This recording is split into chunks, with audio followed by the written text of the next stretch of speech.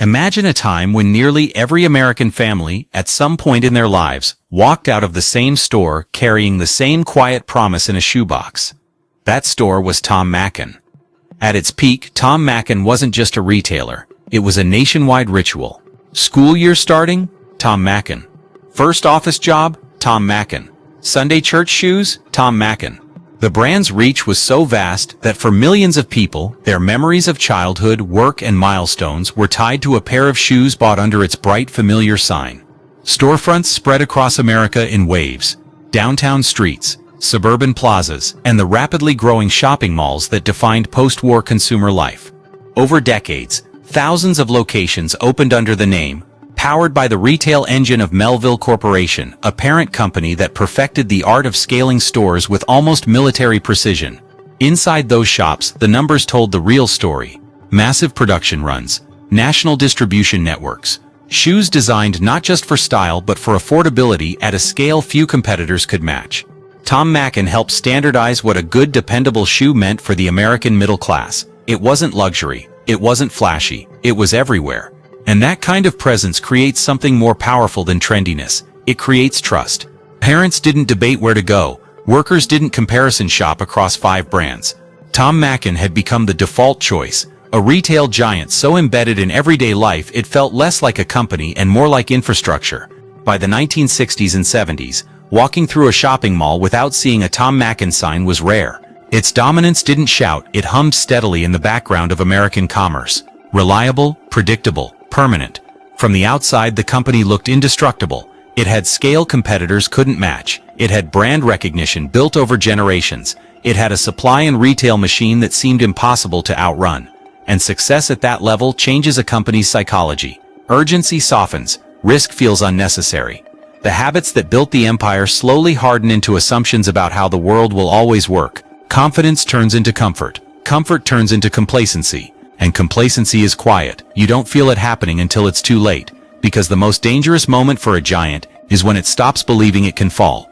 Beneath the polished floors and neatly stacked shoeboxes, the world was shifting. Consumer tastes were evolving. Global competition was rising. Malls that once guaranteed foot traffic would one day struggle to survive. Yet at its height, none of that seemed urgent. The sales were still coming. The stores were still busy. The brand still felt untouchable.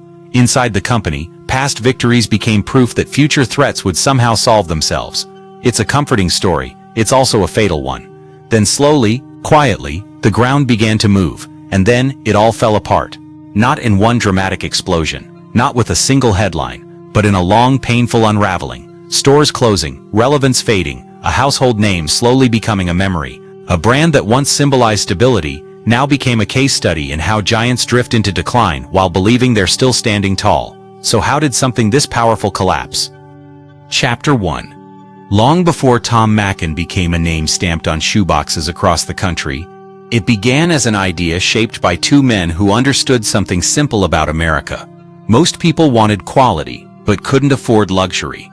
One of them, J. Franklin McIlwain, was already in the shoe business, a seasoned manufacturer from New England who knew leather, stitching, and the brutal math of production costs. He understood how shoes were made, but more importantly, how to make them efficiently. The other, Ward Melville, was younger, ambitious, and saw opportunity not just in products, but in systems. Retail fascinated him. How stores looked, how they scaled, how a name could become familiar enough to feel trustworthy. They weren't celebrities. They weren't industrial tycoons yet. They were businessmen with a sharp read on the moment America was entering. The early 1920s were a time of growth, urbanization, and a rising middle class. More people were working office jobs. More families had disposable income. But they still needed value. In 1922, they opened the first Thom McAn store with a bold, almost radical idea for its time. Sell stylish, well-made shoes at prices ordinary families could afford, and do it through dedicated retail stores, not just wholesalers.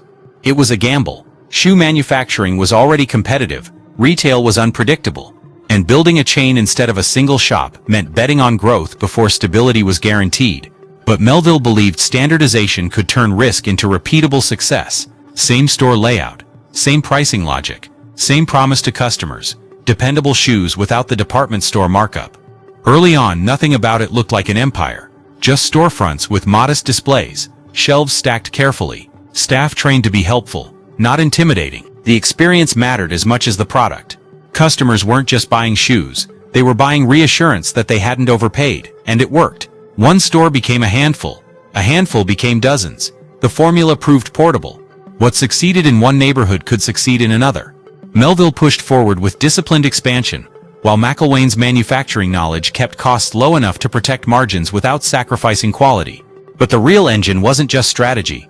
It was belief. Belief that ordinary Americans deserved access to well-made products. Belief that scale could serve people, not just profits. Belief that a brand could earn loyalty by being consistently fair. Those early years demanded risk tolerance. Cash had to be reinvested. New leases signed before old ones had fully proven themselves. Inventory ordered in volumes that would have terrified a smaller operator. Growth required nerve, and both men had it. They weren't building a luxury label. They were building a machine powered by discipline, repetition, and a deep understanding of the everyday customer. Every new store wasn't just another location. It was a test of whether their system could hold under pressure. And with each success, confidence grew. What started as a practical idea between a manufacturer and an ambitious retailer slowly hardened into a philosophy. If you could control the product, the price, and the place it was sold, you could control your destiny. It was a powerful belief, one that would eventually build a retail giant, and one that decades later would make it dangerously hard to see when the world had changed. Chapter 2. The turning point didn't come from a revolutionary shoe design, it came from a revolutionary way of selling shoes.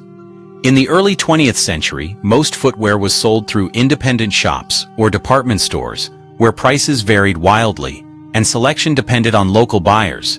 For customers, buying shoes could feel inconsistent, even intimidating.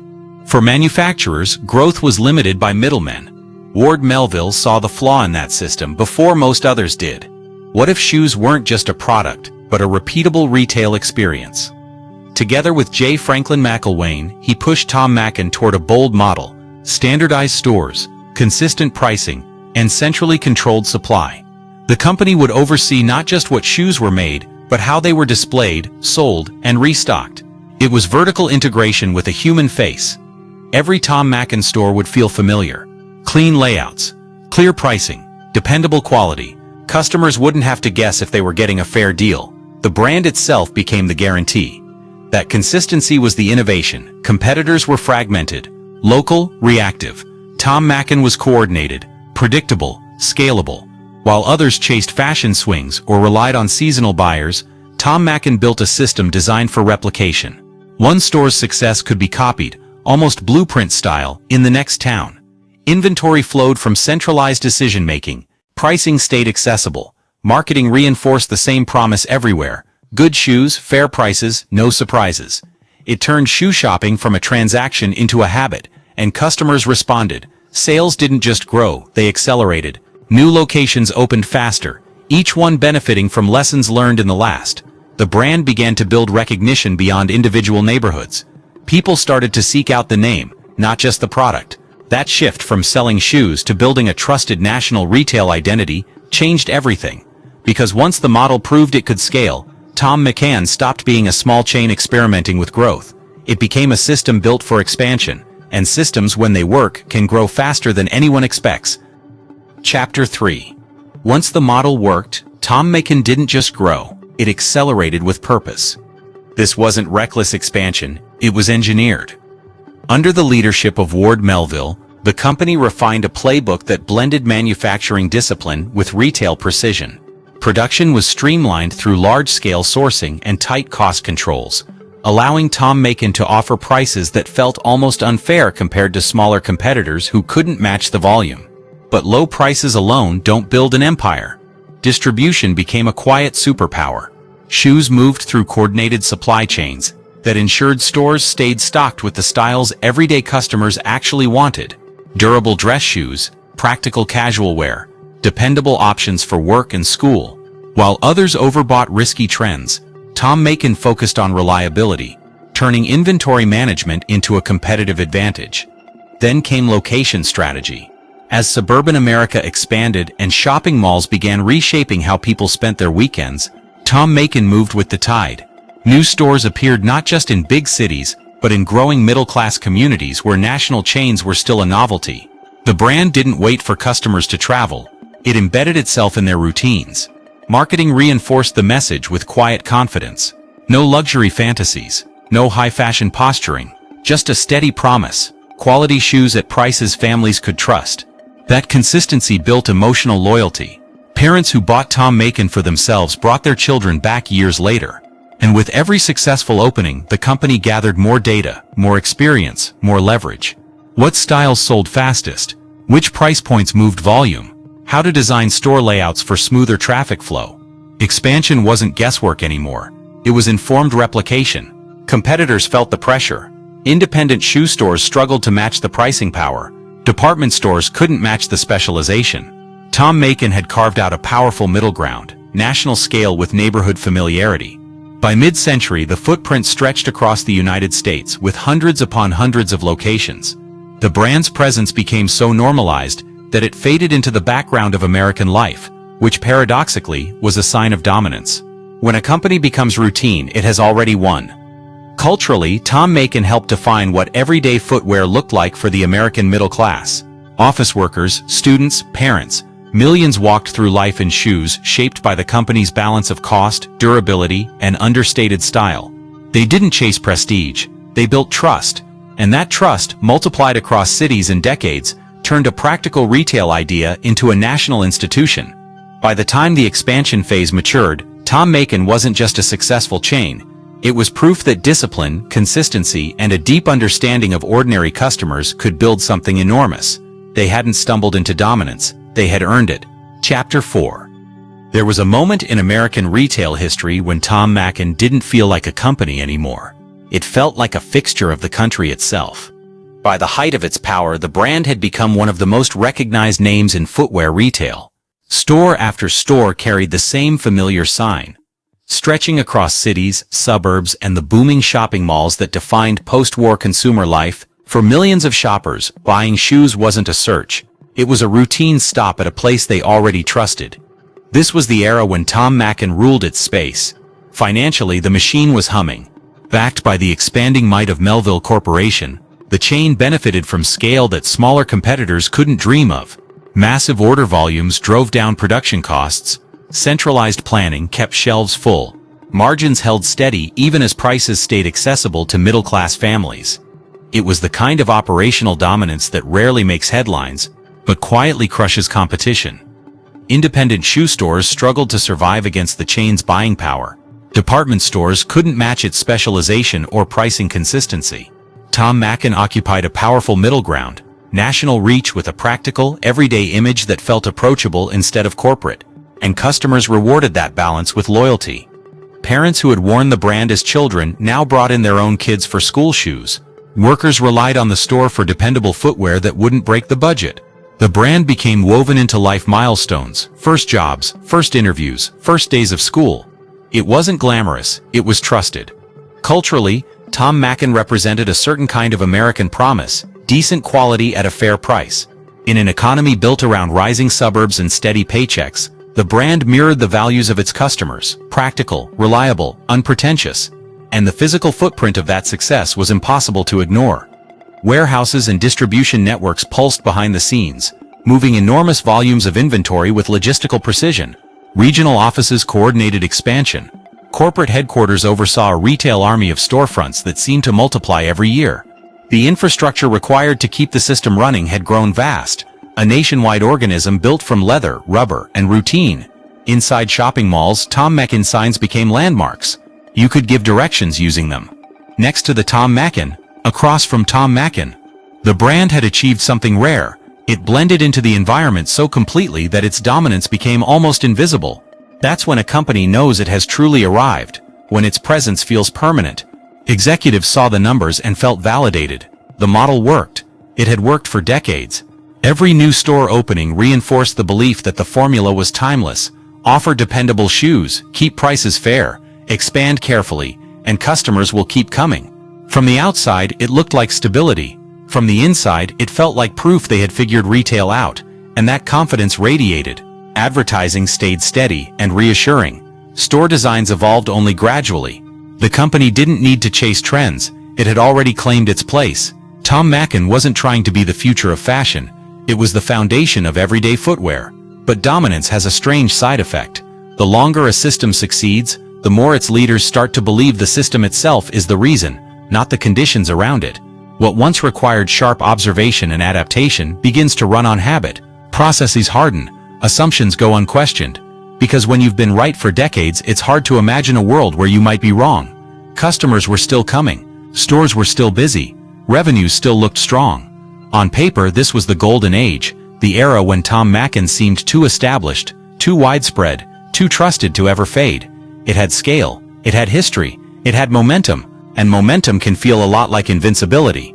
But retail is shaped by forces that don't announce themselves loudly at first. Consumer tastes shift slowly, new competitors rise quietly, shopping habits evolve one generation at a time.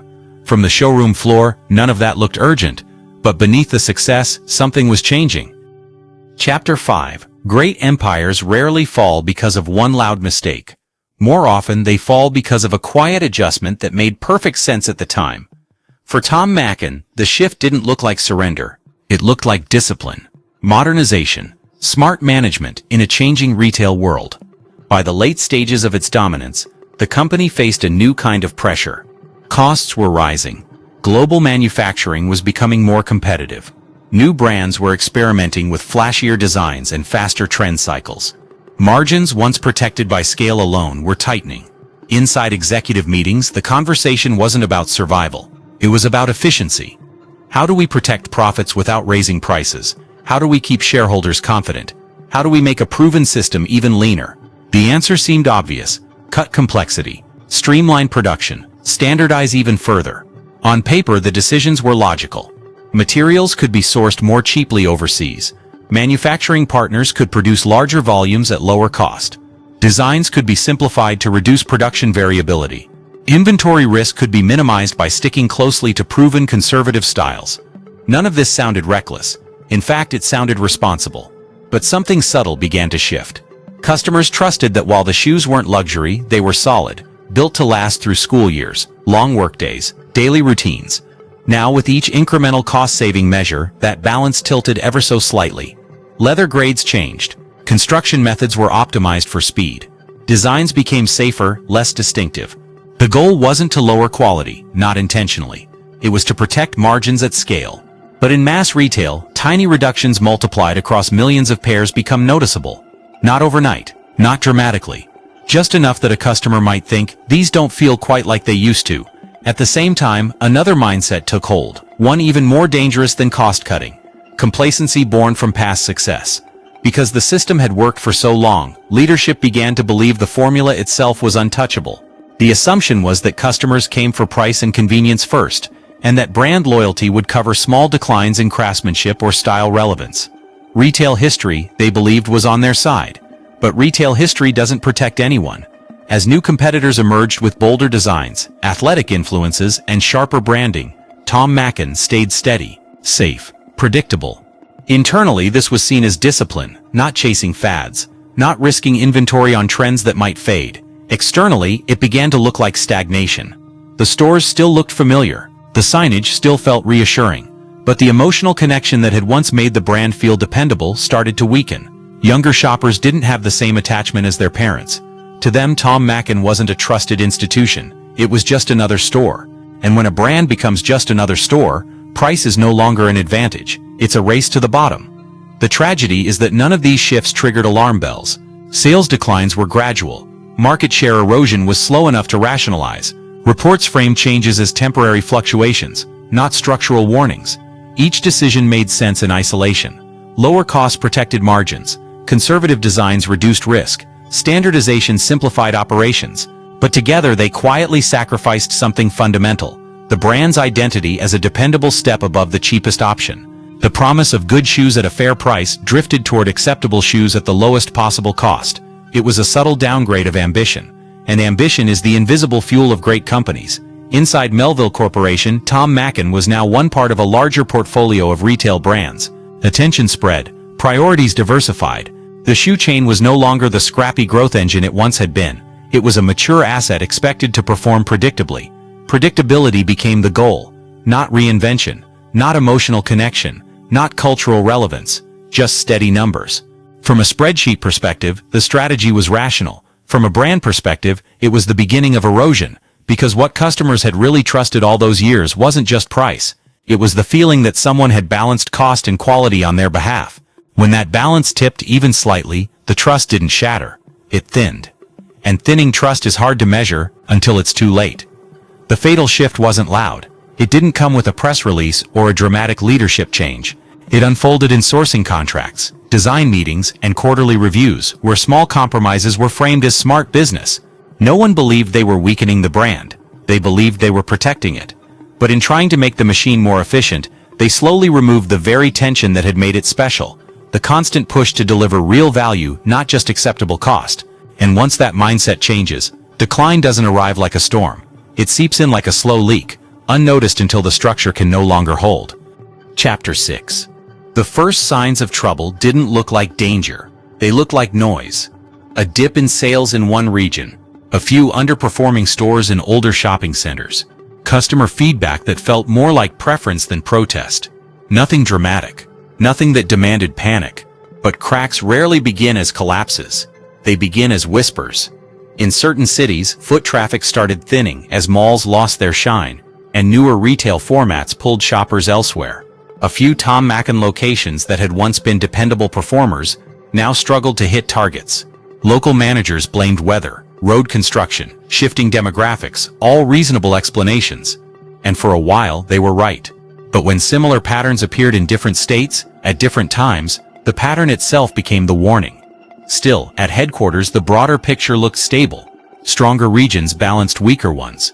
Closures in one market were offset by openings or steady sales in another. On a spreadsheet, it averaged out. So the signal blurred back into background variation. Then came the product complaints, subtle at first. Customers mentioning that shoes didn't last quite as long, that leather felt thinner, that comfort wasn't what they remembered. Sales associates heard it in passing comments, not formal returns. A raised eyebrow. A hesitant tone at checkout. Nothing that could be plotted cleanly on a quarterly report. Inside the company, those comments were easy to rationalize. Manufacturing changes had been modest. Cost efficiencies were necessary. And defect rates, on paper, were still within acceptable ranges. The numbers said quality was fine. So the numbers won. At the same time, a generational shift was unfolding outside the company's walls. Younger consumers weren't as interested in traditional dress shoes. Casual styles, athletic influences, and brands with bold identities began capturing attention. Footwear was becoming part of self-expression, not just practicality. Thom McAn, built on dependable understatement, didn't feel exciting to this new audience. Market research hinted at it. Trend reports mentioned it. But internally, these shifts were interpreted as cyclical fashion changes, the kind the company had weathered before by staying consistent. Consistency had always been their strength. Now it was quietly becoming rigidity. There were internal voices who noticed the drift. Merchandisers who saw certain styles stagnating on shelves. Regional managers who sensed their stores felt dated compared to newer competitors. Mid-level employees who worried that the brand no longer stood for anything distinct. But concerns raised in meetings often met the same calm response. Overall performance remained solid. Profits hadn't collapsed. Store counts were still high. The brand was still widely recognized. And recognition can be mistaken for relevance. Leadership looked at historical charts and saw decades of resilience. They had survived recessions, fashion swings, and retail cycles before. Why should this moment be different? Because early decline doesn't announce itself with catastrophe. It hides inside averages. One region softens, another compensates. The organization adapts just enough to avoid immediate pain, but not enough to address the root problem. This is the cruel math of slow failure.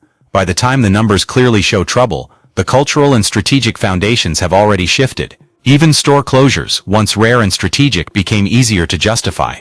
Underperforming locations were labeled outliers. Leases simply not renewed. Rational portfolio management, executives called it, but every closure quietly reduced presence.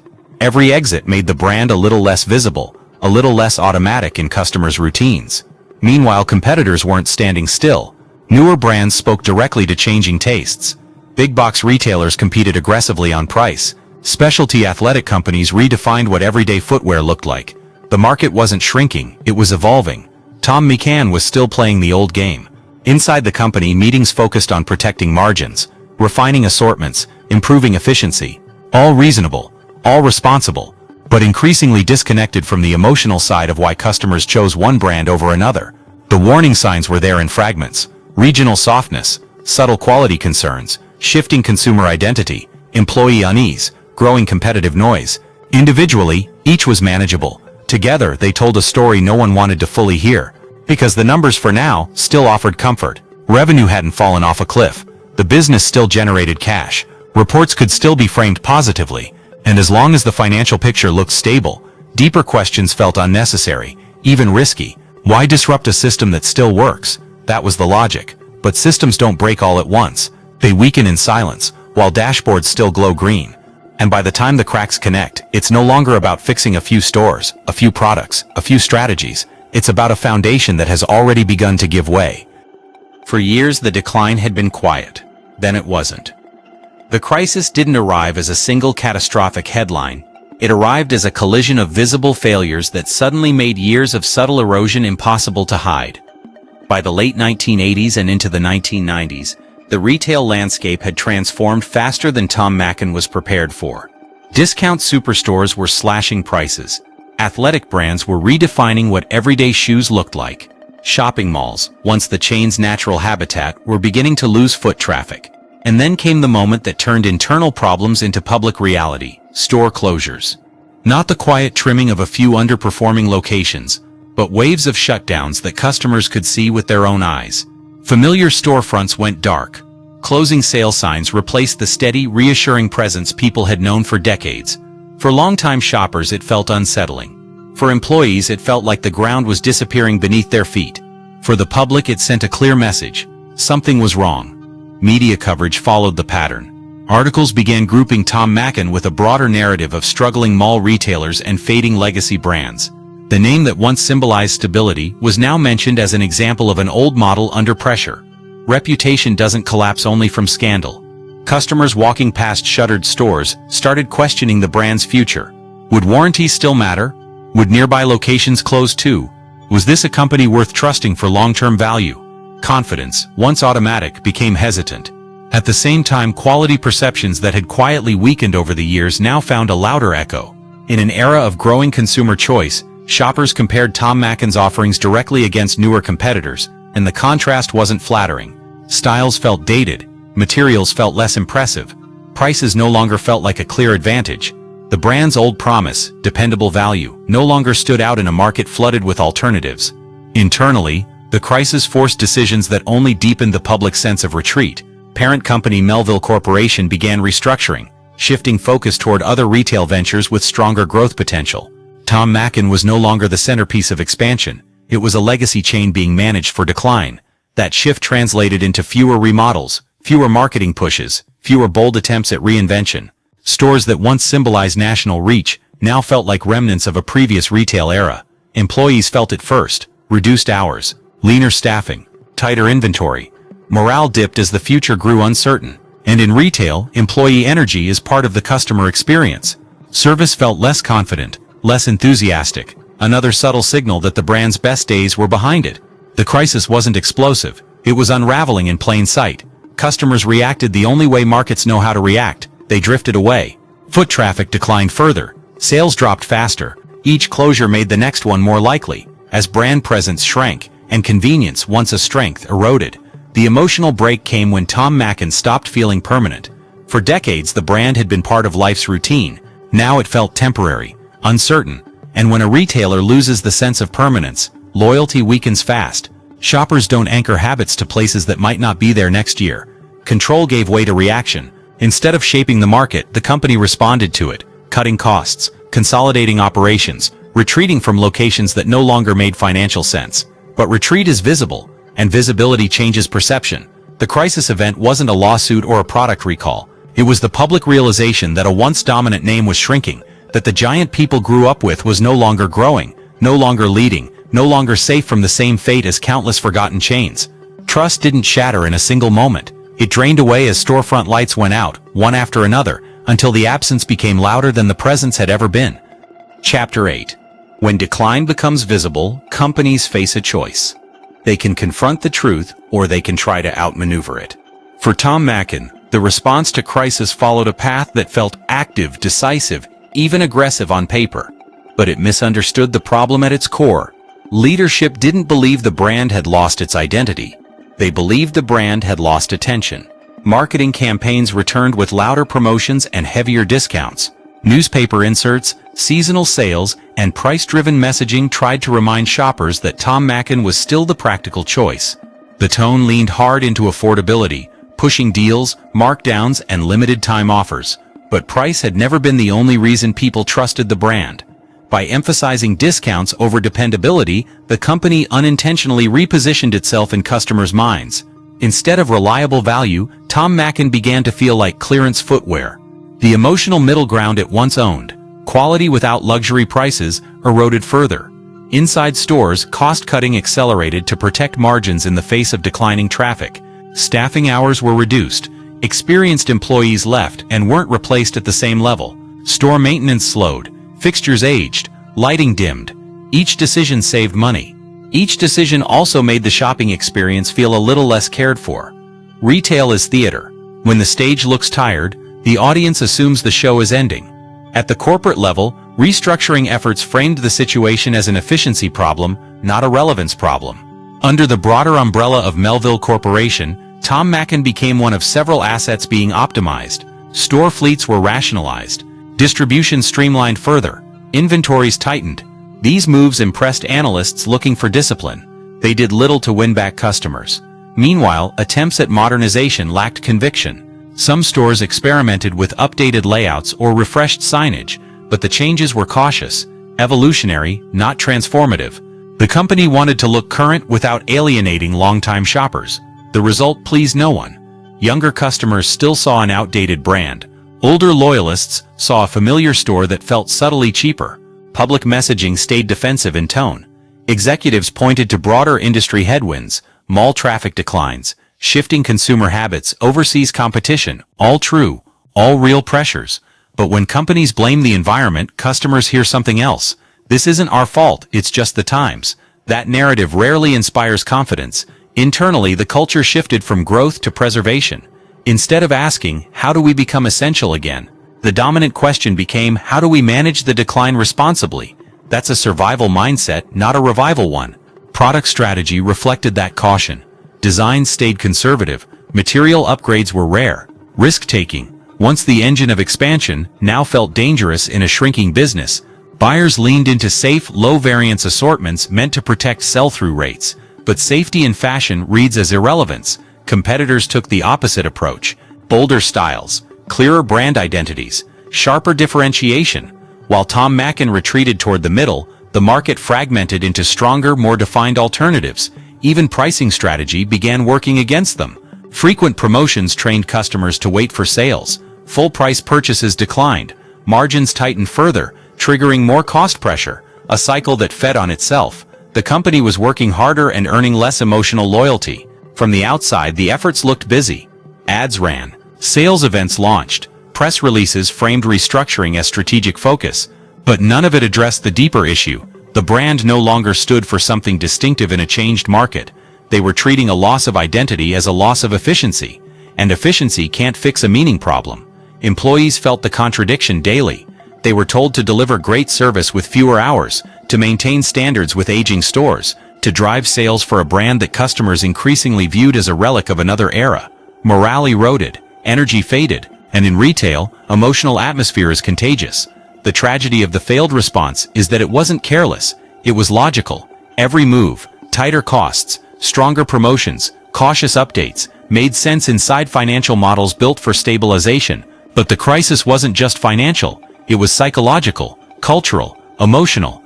Customers weren't asking for cheaper shoes, they were asking for a reason to care again.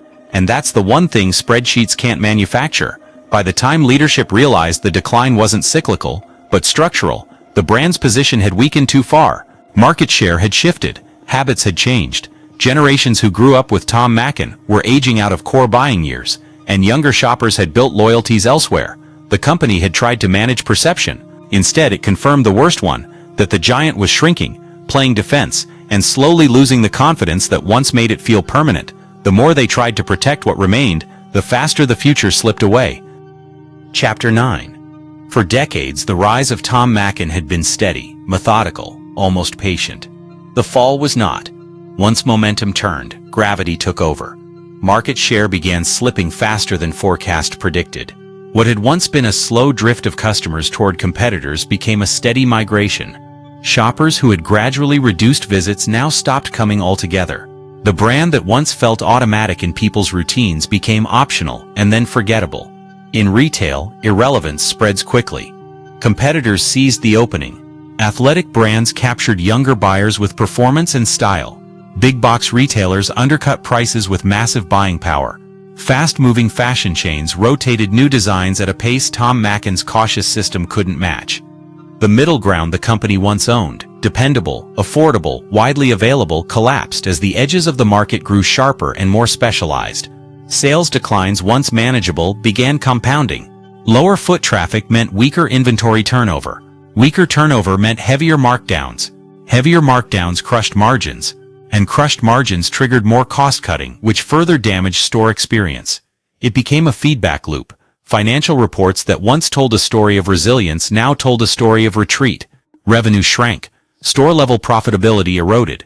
Locations that had survived earlier rounds of portfolio optimization suddenly fell below survival thresholds. Closures accelerated. Not quiet exits at lease end, but visible waves of shutdowns. Entire regions saw multiple Thom McAn storefronts go dark within months. Store closing banners replaced the dependable signage that had anchored shopping centers for years.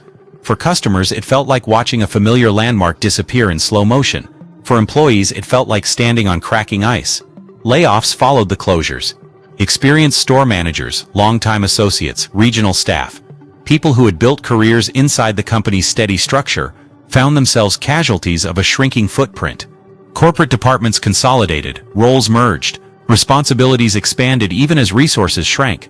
The culture shifted from cautious optimism to quiet anxiety.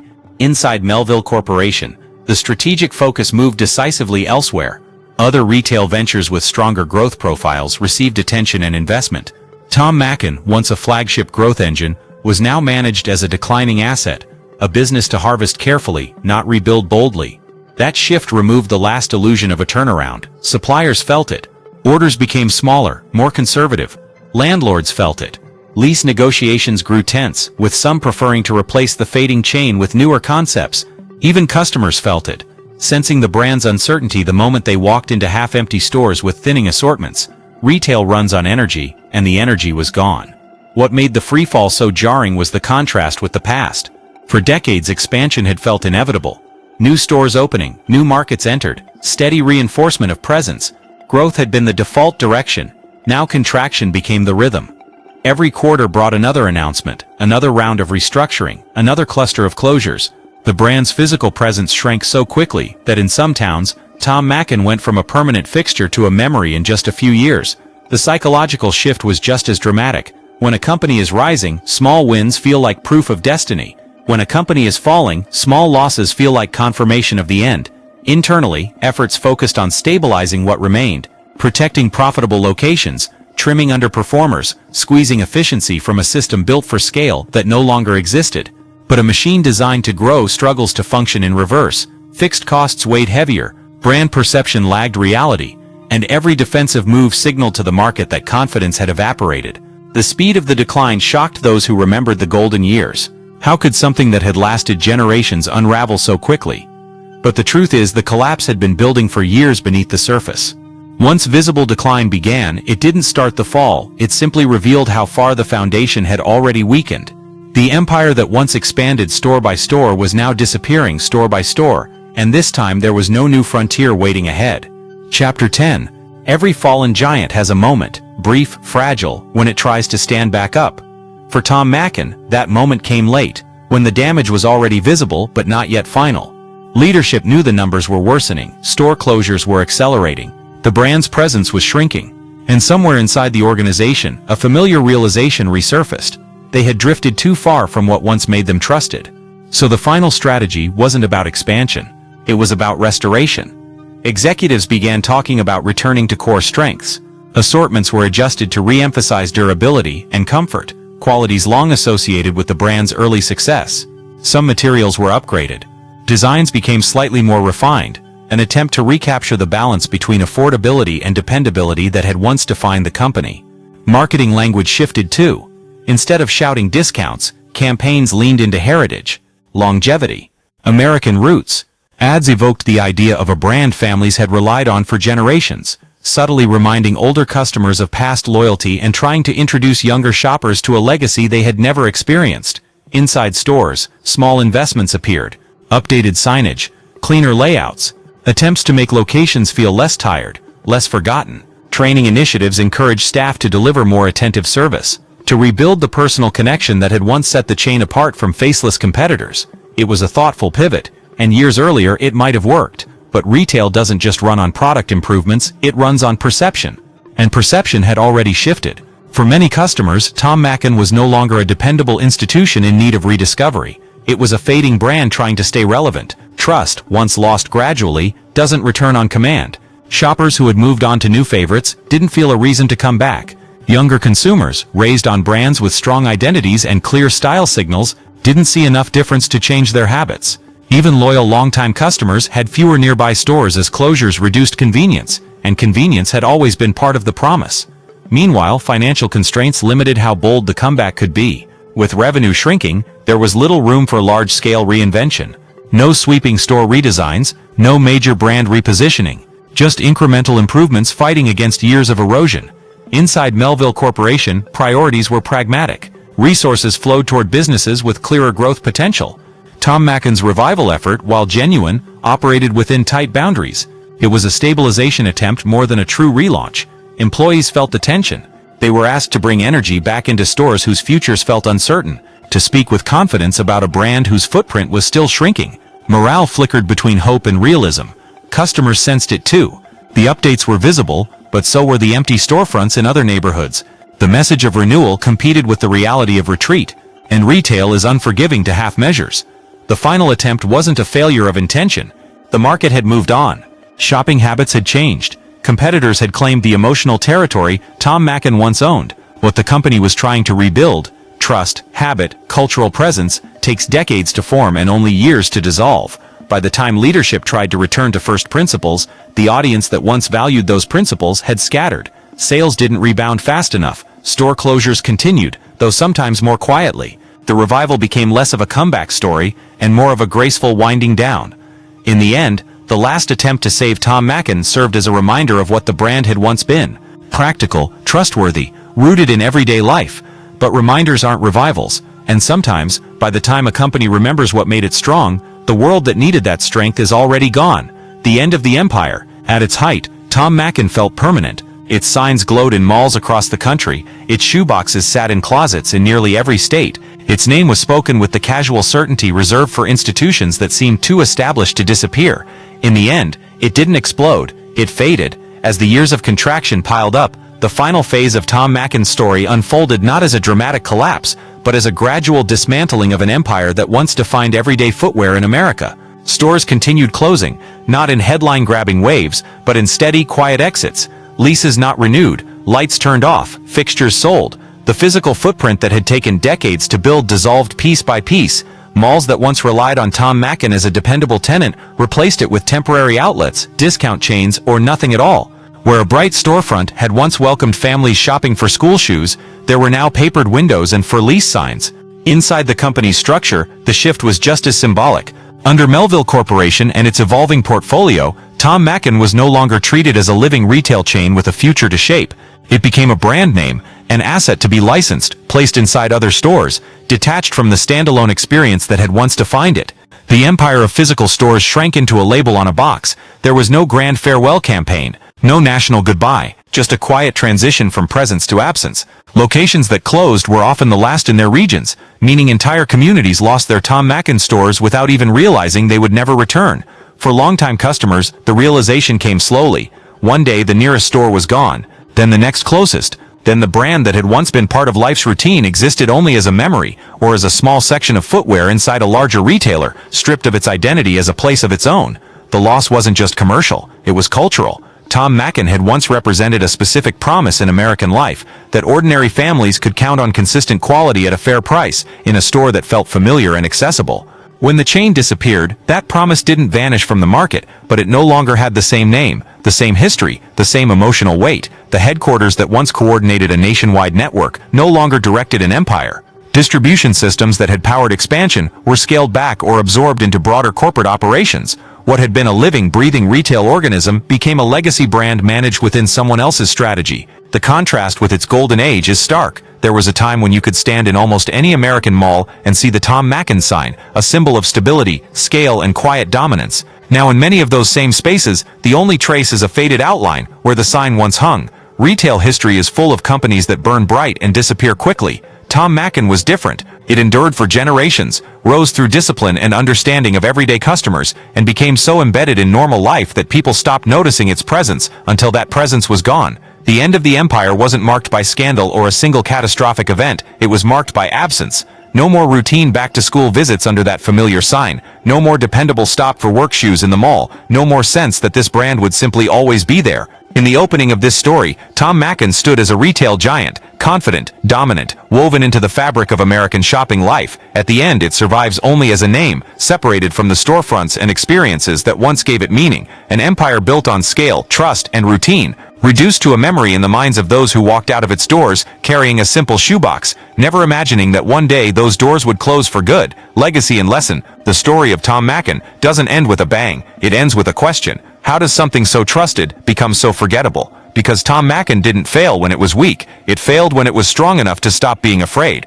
For decades the company understood a simple truth. Trust is built slowly, through consistency, fairness, and respect for the customer. That trust turned modest stores into a national presence. It allowed ordinary families to buy with confidence. It made the brand feel dependable in a world that was constantly changing. But trust is fragile in a different way than profit. Profit can be protected quarter to quarter. Trust can only be protected decision by decision. When the company began making small compromises, shaving costs here, playing it safe there, assuming loyalty would outlast relevance, none of those choices looked fatal. Each one was rational, each one was defensible, each one improved efficiency or reduced risk, but together, they shifted the balance. The promise quietly changed from good shoes at a fair price to acceptable shoes at the lowest sustainable cost. Customers didn't revolt, they didn't storm out, they simply adjusted, little by little, until the brand no longer held a special place in their routines. That's the danger of dominance. When a company wins for long enough, it starts believing the system itself guarantees success. Urgency fades, curiosity softens,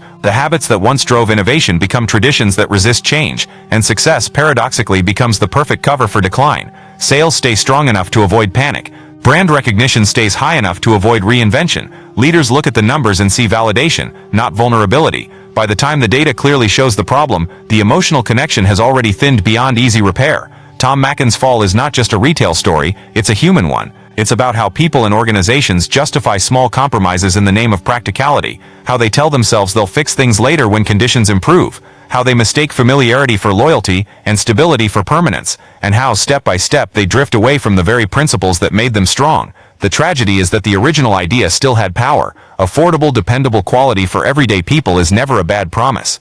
But promises require maintenance, they require vigilance. They require leaders willing to protect long-term trust even when short-term pressure makes shortcuts tempting. Because once a brand becomes part of people's lives, it carries something bigger than inventory and margins. It carries memory. Today the name Thom McAn still appears quietly on shoes sold through other retailers, a ghost of the empire it once was. The label survives. The system that gave it meaning does not. And in old shopping malls across America, there are still spaces where the store once stood.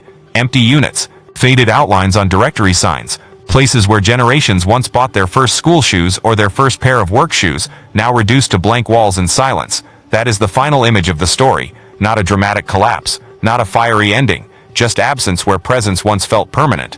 A reminder that even giants built on trust can disappear, not because they stopped working hard, but because they slowly forgot what they were working for.